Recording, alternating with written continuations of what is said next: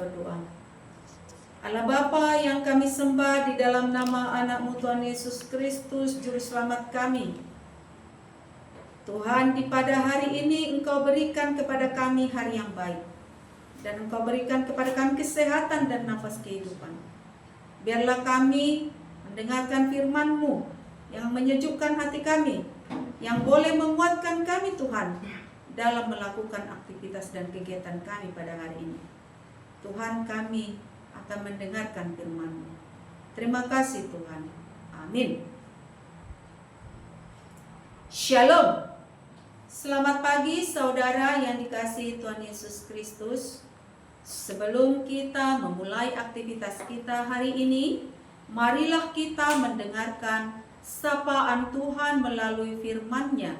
Pada hari ini, Kamis 28 November 2024, yang tertulis di dalam Efesus 4 ayat 20, beginilah firman Tuhan.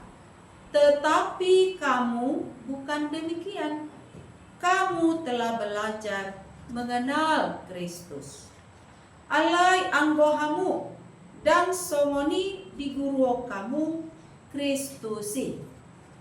Demikianlah firman Tuhan. Topik manusia baru. Saudara yang terkasih, nats kita pada hari ini sangat pendek sekali. Mungkin jika kita telaah yang mengatakan, tetapi kamu bukan demikian. Apa artinya tetapi kamu bukan demikian? Karena di atas nats ini telah dijelaskan apa yang dimaksudkan tetapi kamu bukan demikian. Kamu telah belajar mengenal Kristus. Yaitu mau mengatakan bahwa orang-orang yang menerima Kristus adalah manusia baru. Sehingga kita bisa memahami yang dikatakan tetapi kamu bukan demikian adalah mau menjelaskan apa itu manusia baru yang sudah hidup di dalam Tuhan dan manusia yang lama yang masih dikuasai oleh dunia. Saudara yang terkasih, manusia baru dan manusia lama tidak bisa bersatu di dalam diri kita. Kita tidak bisa memainkan dua karakter yang kontras sekaligus. Seperti hidup sebagai orang yang jujur, tetapi di saat yang sama juga suka berbohong. Sebab mengenakan manusia baru berarti memiliki sifat-sifat baru yang sangat berbeda dengan sifat yang lama atau manusia yang lama. Jika kita membaca sifat manusia lama yang dimaksudkan oleh Paulus kepada jemaat Efesus, semuanya adalah hal yang bertentangan dengan kebenaran. Sebaliknya, sifat manusia baru selaras dengan kebenaran firman Tuhan dan menuntun kita kepada kedewasaan rohani. Karena itu, jika dulu kita adalah orang yang selalu mementingkan diri sendiri, maka marilah kita mulai belajar untuk memperdulikan orang lain. Jadi sebagai orang percaya, marilah kita memasuki tahun ini dengan satu komitmen untuk meninggalkan sifat lama yang masih ada di dalam diri kita dan mengenakan sifat baru yang berkenan kepada Allah. Dengan demikian kita akan terus mengalami kemajuan di dalam kehidupan rohani kita. Saudara yang terkasih, istilah manusia baru dan manusia lama kerap kali diungkapkan Paulus dalam surat-suratnya. Manusia lama adalah manusia yang hidup di dalam dosa manusia yang belum percaya kepada Yesus Kristus, sehingga hidupnya penuh dengan kecemaran, memiliki pikiran yang sia-sia, hati yang gelap, jauh dari Allah, bodoh dan degil, sehingga mereka menyerahkan dirinya kepada hawa nafsu dan berbuat segala kecemaran.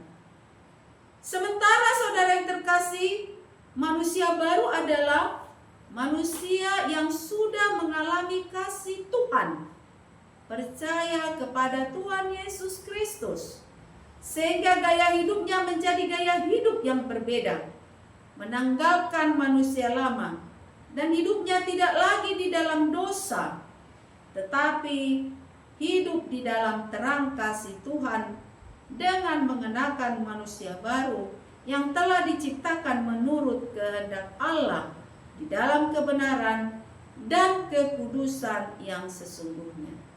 Dan ciri-ciri gaya hidup manusia baru adalah tidak berdusta, tidak pemarah, tidak mencuri, tidak berkata kotor, dan seterusnya kita boleh melihat di ayat-ayat berikutnya. Dengan membandingkan gaya hidup manusia lama dengan manusia baru, kita diingatkan bagaimana seharusnya kita hidup.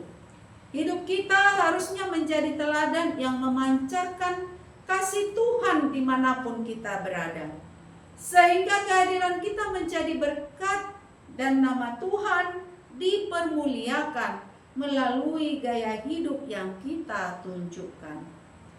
Saudara yang terkasih, proses untuk berubah menjadi manusia baru ini memang tidak mudah dan membutuhkan waktu yang lama, serta kadang bisa sangat menyakitkan.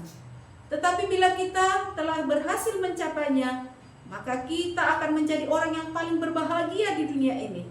Inilah jenis kehidupan yang dijalani oleh Yesus Kristus ketika dia menjalani hidup sebagai manusia di dunia ini.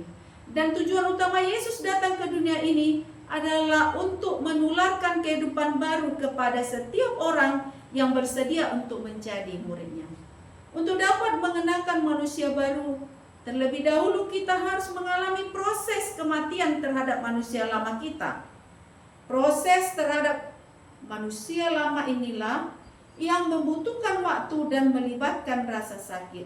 Kita mungkin tidak dapat mempercepat waktu dari proses tersebut, tapi kita bisa memperlamanya.